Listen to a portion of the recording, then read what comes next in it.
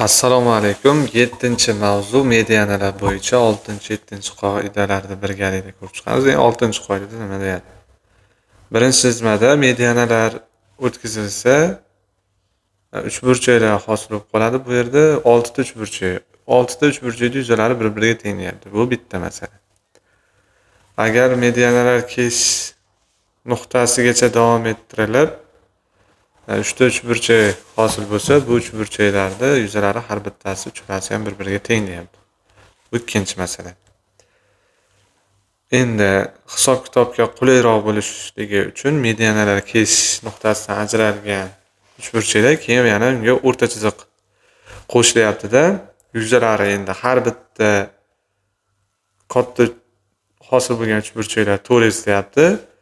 Yuqoridagisi 3s, keyin o'rtada ikkitasi s dan deyapti. Hisob-kitobga qulay bo'lishligi uchun qoidani qo'llaganda shulardan foydalanib ishlashga harakat qilamiz.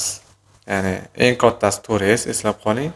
4 nisbat eng kichigi s nisbat, undan kattarog'i yuqorisidagisi 3s nisbat ekan.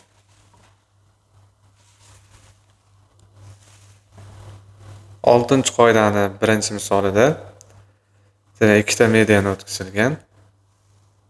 Uchinchi medianani o'zimiz o'tkazib olamiz. Bu medianalar o'tkazilishida nechta uchburchak hosil bo'lib qoldi? Ko'rinib turibdiki, bu yerda 6 ta uchburchak hosil bo'lib qoldi. Ulardan bittasini yuzi 10 ga teng ekan. ABC uchburchak yuzasini so'ragan. Bittasi 10 ga teng bo'lsa, bu yerda 6 ta uchburchak bor. 10 kara 6 teng 60 bo'ladi. Ikkinchi misolda mana bu kichik uchburchak yuzasi 4 deyilyapti. ABC uchburchak yuzasini topish kerak edi. Qoida bo'yicha nima edi?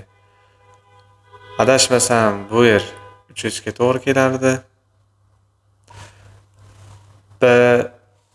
Bo'yab ketaylik birolar. 3s ga to'g'ri keladi. Mana bu uchburchak yuzasi.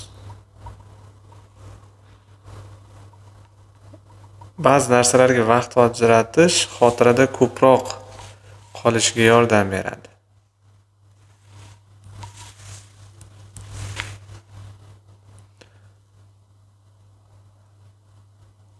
Mana bu yuzi esa s ga to'g'ri kelardi. Yana bitta bir-biridan farqli yuzi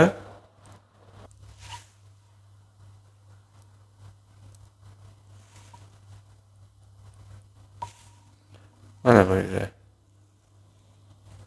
Hali medianalar kesishdan hosil bo'lgan 6 ta uchburchak bo'lardi, shulardan bittasi ya'ni. Bu 4s ga to'g'ri bo'ladi. Hozir bizda berilgan bo'yicha sag' uchburchak yuzasi bor. Sag' uchburchak yuzasi s ga to'g'ri keladi. S teng 4 ekan. Pushtini joyda yuzasi 4 kara 3 12 bo'ladimi? Bu joy 4 bo'ldimi?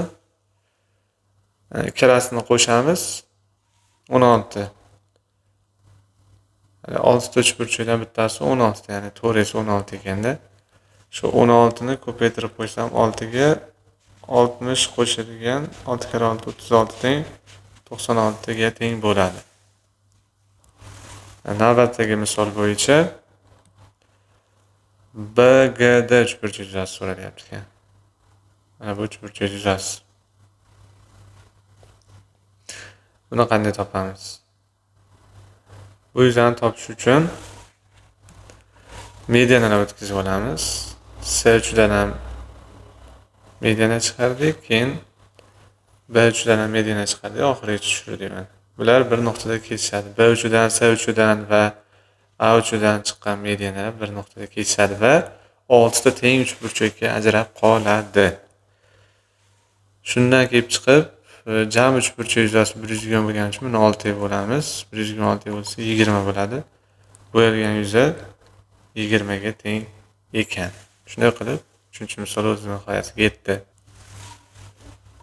Endi mediana bo'yicha eng oxiriga qo'ydik, tinch qoida haqida gaplashamiz. Bu qoidada nima deyapti? Xo'p,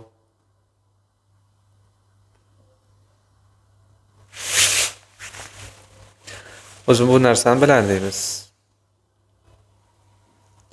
To'g'ri burchakli uchburchak ASDga qarang. To'g'ri burchakli uchburchak gipotenuzaga mediana tushirilsa, bu bilan bir-biriga teng bo'lishini bilardik. Va betdagi burchak alfa, betdagi burchak alfa bo'lardi o'zi shundoq ham. Endi bu yerda 2 alfa bo'lardi, bu ham ma'lum. Shu A uchidan bu tomonga o'tkazilsa, yasab olishdi deyapti. Ya'ni shu medianaga teng chiziq tortib olsa, u ABCda to'g'ri burchakli uchburchakda AD tomonidan bu yoqda joylashgan bo'ladi deyapti. Keyin bu ham burchaklari K dan bo'ladi. K dan betam K, betam K bo'ladi. Bo'ldi, shu qoida ekan. Endi mana yasab olamiz. Bitta mediana tushiraylik. Mediana tushdi. 2K bo'lgani uchun bu nuqtani E deymi? E nuqtadan C gacha bo'lgan masofa, E nuqtadan D nuqtagacha bo'lgan masofalar bular K dan bo'ladi. Mediananing uzunligi ham K bo'ladi. Endi shundan betdagi burchak 15 gradus bo'ladi. Bu yerdagi burchak 30 bo'ladi. Endi e'tiboringizda A, B, uch burchakka qaradik. Uch burchakda ikkala yon tomoni K dan, asosiy burchaklari 30 dan bo'ladimi? 30 dan bo'ladi. A, B, A, D, C to'g'ri burchakli uchburchak bo'yicha bu yerdagi burchak 75 bo'ladi. Endi A, B, D uchburchak bo'yicha alfa qo'shilgan 30 teng bo'lishi kerak 75 ga. Shunda alfa teng 45 ga teng bo'ladi. Ikkinchi misolda to'g'ri burchakli uchburchak berilyapti. Bu 70. Uzunlik topishimiz kerak ekan. Xo'sh. 35 ga 35 ni qo'shsa 70 bo'ladimi? Mana bu yerdan bitta mediana tushiraylik.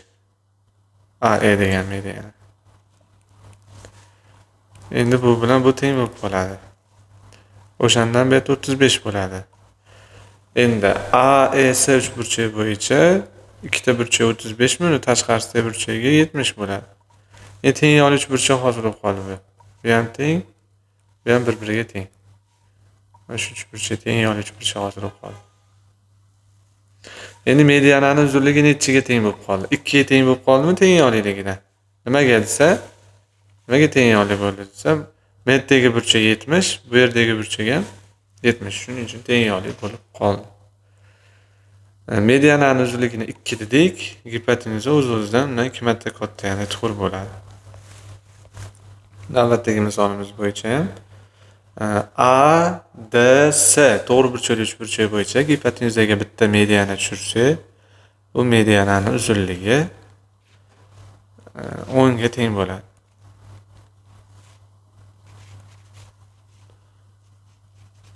10.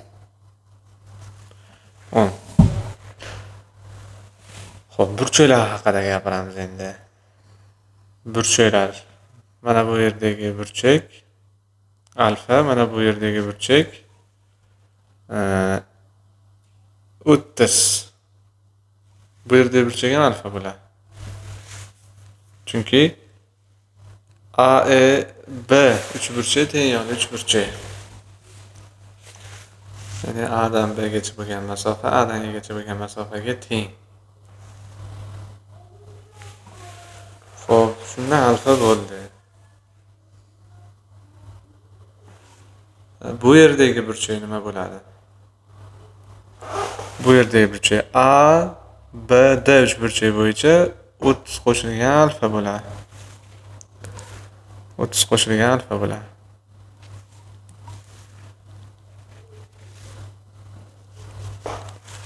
Endi A, D, E uchburchagimiz bor. Bu uchburchagimiz teng yo'l uchburchak. O'shuning uchun asosiy burchaklar ham teng bo'ladi. Mana bu burchak ham 30 qo'shilgan alfaga teng bo'ladi. Endi shu A, D, E uchburchak bo'yicha ichki burchaklarimizni 180 dan ketamiz. 30 qo'shilgan alfa qo'shilgan 30 qo'shilgan alfa qo'shilgan alfa teng 180. 3 alfa teng 60 120 alfa teng 40 gradus. 3-chi misol uchun mana shunday bo'ldi. Endi bu yoqqa testlarda yechimi haqida gaplashamiz. Assalomu alaykum.